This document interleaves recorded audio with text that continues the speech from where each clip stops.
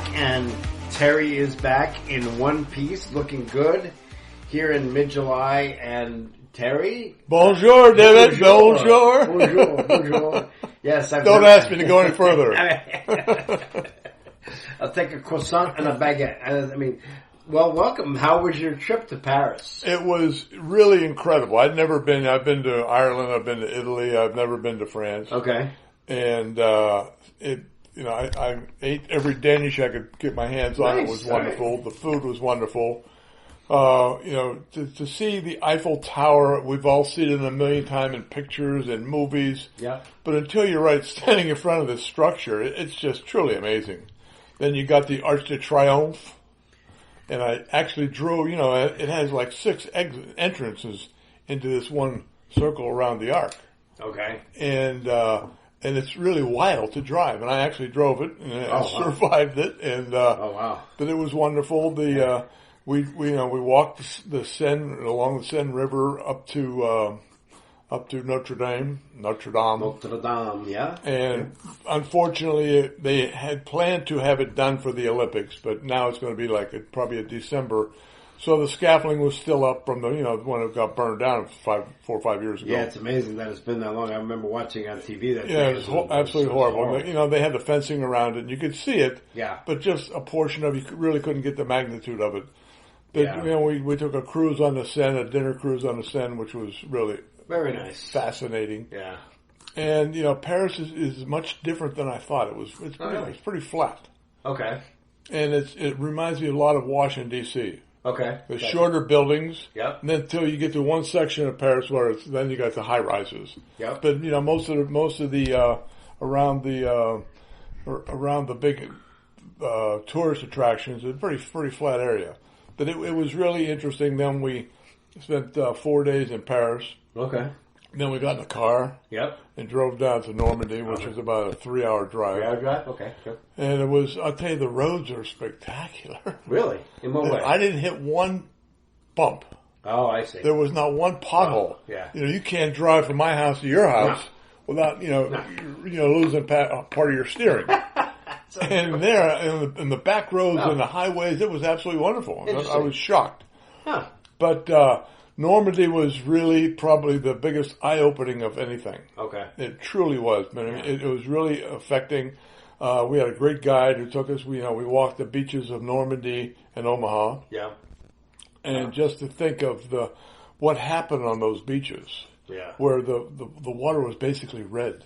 Yeah. Of all the people that got killed on that. Yes. And it was really, you just sort of wanted to stand there and pause. I didn't even want my tour guide to talk. I just wanted to stand there and walk the beach and just sort of just feel the feeling. And I really felt it. Yeah. And to see the surrounding areas where the bunkers are still there that the Germans built. Oh, wow. All up and down the beach. There you see the big holes in the ground where the bombs hit. Mm. It was pretty much unscathed, all that area, which is really nice because you can get a real true look at feel how everything was. Yeah. And I think probably the thing that hit me the most is when you're driving in these little towns, because Normandy, going over, even though Joe Casper sort of warned us and told me to watch D-Day and a book to read and whatnot. Yeah. You really can't. I didn't grasp the size of Normandy. Okay. Normandy's like Fairfield County. It's a big county. Oh, okay. I expected to see the beaches in a little town. Yeah. And that was it. No, it's really spread out. It's a large area. But as you're driving around, off the beaches and into the little towns, you feel this almost like death. Oh, wow. I'm looking at these buildings and I'm not seeing anybody walking around. Yeah. I'm not seeing people shopping. Yeah. Not standing there doing raking their grass or whatever. Right. And it was sort of like, these people saw so much death. Yeah. Back in the day. And it wasn't, there weren't not many people that were there that saw it firsthand, but it was passed down to generation. Yeah, sure. And it's sort of that cloud that was above you. Yeah. And over you, and it was really effective in so much as when we got back to the States, first night in my home bed. Yeah. I had a dream that I was on the beaches. Oh, wow. And their soldiers were running around me in a war. And I was sort of standing there by myself. and it was and I just jumped out of bed and whoa, and it was so effective that it was truly amazing. I was shaking when I woke up from that sleep. It was really, really that much impactful. That's really interesting. Yeah, I that's cool. I mean, but I recommend to everybody that they should really people if you're going to get there, go to Paris is wonderful. Yes, everything you think about it is great, and don't pay any attention to people when they say you don't tip at restaurants. Oh, okay. That's the biggest factor over there. You say, well, you don't leave a tip. This is in the service. Yeah. But then they say, would you like to leave a tip? Okay. All right, we'll leave a tip. So everybody told you something different. But Normandy is really something that we should all see in a lifetime. Yeah. Here's a tip.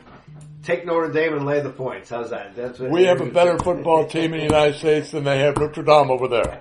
It was funny because you're royalty, Notre Dame royalty. You should have just said, "Hey, I want to go and look around anyway." Well, we were in this one convenience store, and this guy happened to look at my hat, which I have Notre Dame hat on all the time. Shocking. And he looked at it. Where'd you get that?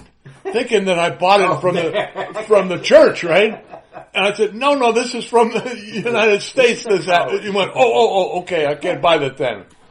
So it was interesting. Yeah, it's funny. Yeah, you gotta be careful. Somebody will take it off your head. And interesting, though. I look forward to someday doing that. And thank you for that information. It's I'm sure it's powerful. It's a pretty easy flight. It really is. Yeah. Oh, is it? Okay. A Comfort Plus. So you got a lot of walking through that. A lot of walking. Yeah, that's my wife said. And we did it that way. And the thing is, it was more crowded now because a lot of the streets and everything were closed down because of the Olympics. Oh, yeah, the Olympics. So they're setting up for the beach volleyball, which is going to be under the Eiffel Tower. Oh, I mean, it's cool. Just absolutely wild. Yeah. And, the entrance to the athletes is going to be on the Seine River. They're all going to be coming in on little I've seen the commercials. That's boats. Interesting, yeah. So it's going to be, and to see the scaffolding they're putting up or the seating they're putting up along the Seine. Yeah. And, it was really cool, but it caused a lot of traffic. Yeah. It's going to get even worse. Oh boy, I can't imagine. The money they spend on the Olympics, boy, just on the infrastructure alone. And just think about it, the infrastructure they have to have for these things. Yeah. There are huge tents set up everywhere. Yeah. I'm not even sure where the athletes are going to live, where the village is. It's a big logistical thing, and and as we now transition, and it's a good segue into the sports world. And congratulations! I'm happy you had a good trip, and I'm happy to have you back. So, in our world, back here while you were away, meanwhile, we have. And we saw this coming, and you called it with this guy. Caleb Williams is saying, even though these draft positions, especially in the first round, are slotted money, meaning you have only so much to spend or to offer. This guy doesn't think that applies to him. No, it doesn't apply to him. Yeah. It applies to everybody else but him. Yeah, total an individualist and something. I tell you what, when I heard that coming from when he was at Southern Cal. Yeah. And his father came out and said that, he may spend another year at Southern Cal if they don't change the rule where rookies can negotiate whatever they want. Yeah. And I said, problem, I would never draft this kid. Nope. Because you're going to have a long line. This is a team sport. You're going to make a lot of money, pal. You're going to make a lot of money. Red flag. But why are you just upsetting the apple cart before you even set foot on the football field? There's so many veterans there that went through this that you got to respect these guys. That's right. And he doesn't. And I tell you what, Chicago is in. He may be the greatest quarterback to ever live, but he's not going to show it because he's not going to have his teammates around him. No, it's a sad. You're exactly right. He's going to lose the locker room before he even takes a step in there. And and the league. I think the entire league is going to be like, who the what are you, dude? It's like, He's good. He's good, but I don't think this is not the be-all, end-all. This is, I think there are other quarterbacks in this draft. We've talked about it several times that are going to have a better career than this guy. But he's starting off on the wrong foot. And in a place like Chicago where they don't go for that stuff. Oh, God, no. That's a bad spot to introduce that. Especially, like New York, first of all, when we first come out and said he doesn't want to be drafted. Yeah. By Chicago because of the ruling, yeah, and now he softened on it because he wanted to be the first guy picked. You wanted to be one. And now that he's the first guy picked, now he's secure in that spot, obviously. Yeah, now he's playing. And now he's playing hard to get. And he said he's not going to sign the regular rookie contract. So if I was Chicago, I'd say, okay, who wants to make a deal? Yeah. And you pick up someone that can plug in a quarterback or whatever and pick up a few draft choices and start your rebuilding next year. Yeah. I have to say, I mean, you haven't had a chance to watch this because you've been away, but there is a new Hard Knocks on, and it's about the New York Giants in the off season. So there's like 3 different Hard Knocks now. They have the in-season one, they have the training camp one, and this is the first time they're running Hard Knocks off season. It's the Giants leading up to the draft. And they show a lot more than I thought they would. Wow. Okay. And they went to the combine, and they actually, because they had the 6th pick, and I think they were trying to trade up to get a quarterback. I think they really wanted Drake May, because they went over to the Patriots in this Hard Knocks and said, hey, if you're thinking about trading out, please, give us a call, because we'd be interested in that 3rd pick. So I don't know how Daniel Jones feels about this. But my point is, they interviewed all these quarterbacks. They actually, they had them write plays. They had them repeat plays. They had them, Daniels, show us this. J.J. McCarthy. Caleb Williams, to me, in that room, was the least impressive guy. Wow. I mean, I hope you get a chance to watch it. You can watch it. It's Hard Knocks. That was the 2nd episode. There's been 2 so far. I don't know how many there been before, but there's now we're getting into the whole Saquon Barkley episode where they're saying go negotiate and we know he didn't come back to the Giants, but we're going to see how that plays out. But it's been very interesting. So I got to say, this guy, I'm with you. I'm glad the Jets didn't take him. No, it's a huge flag. He put that flag up in college. Yeah. Took it down a little bit. Yeah. And the sucker went straight up in the air. Yeah. As soon as the contract negotiations started. All right, let's talk about another debacle, another really ridiculous thing. And I have to tell you, I hate, polls and rankings, because I think people who do this stuff are generally they don't know what the hell they're talking about. Yeah, you don't know what input or who's inputting it. That's the key. Who's inputting it? Right. So, despite being, one of the all-time greatest coaches, Chuck Noll, has landed outside of the top 5. Outside of the top 5 in the team top 10 all-time NFL head coaches, 33rd team. I don't know what that means. It's really weird. So, he's number 6 on this list behind Belichick, Vince Lombardi. Look, Vince Lombardi you can't argue with. Bill Walsh, Don Shula, and George Halas. So, I don't know. 6 is not. It's not degrading, but how does that happen? And it's ridiculous as far as I'm concerned. Okay. I mean, you've got Belichick, even though neither of us are big Patriot fans, but you got to put him on top because what he's done. I mean, he drafted a kid in the 6th round and nobody wanted. Yeah. And all of a sudden, he turned out to be, arguably the greatest quarterback ever to play the game. But we have our... No, we can argue that one. We can argue that one also. I would also argue the Belichick thing based on the cheating. But when you see what Chuck Noll did... Yes. I'm not quite sure what any of these coaches started out with, what type of material they had. But I was there. I was Chuck's first draft. Joe Green was number 1. I was number 2. Yep. So we got to see it from the ground... Yeah, sure. The ground up. You built it. Yeah. And... We had our rookie year. We were 1-13 in 1969. Yep. And I remember Chuck Noll came to me. He said, I had a good game against Green Bay, but Ray Nitschke knocked me out in the 4th quarter. Yep. So he came up to me after the game. He said, "Listen," he says, "you played a hell of a." I had 3 touchdown passes. He said, "You played a hell of a game." He said, "We're going to get players around you. Yep. Just have patience." And you could see the guys that were just going to get thrown aside. Yeah. And what Chuck didn't want was he would not draft for a player. Right. He wanted to get it right through the draft. Yeah. He's the one who started the phrase "the best available athlete." Best available, yeah. Best available football player. And so he built the team that way, but he did it his way. Yeah. And we were 1-13, 5-9, 9-5, and off in shooting. Yeah. We won 4 Super Bowls in 6 years. I mean, this was an incredible drafting he did. And Chuck would, if he had one downfall, controlled everything. Yeah. And, you know, most coaches, when you see them, they're assistant coaches get head coaching jobs, right? Yeah, right. Nobody got a head coaching job from the Steelers staff. Yeah. Bud Carson went to Philadelphia for a while. Yeah, he did. Yeah. So George Purvis went to back to Michigan State where he played. Right. Did pretty well there. But there weren't any guys that were real offshoots of Chuck's dynasty there. Huh. So he ran the offense, he ran the defense. He was all hands on. Yeah. And one of the big things that really turned him off the public, or I shouldn't say the public, the media. Yeah. Is that he didn't want any interviews.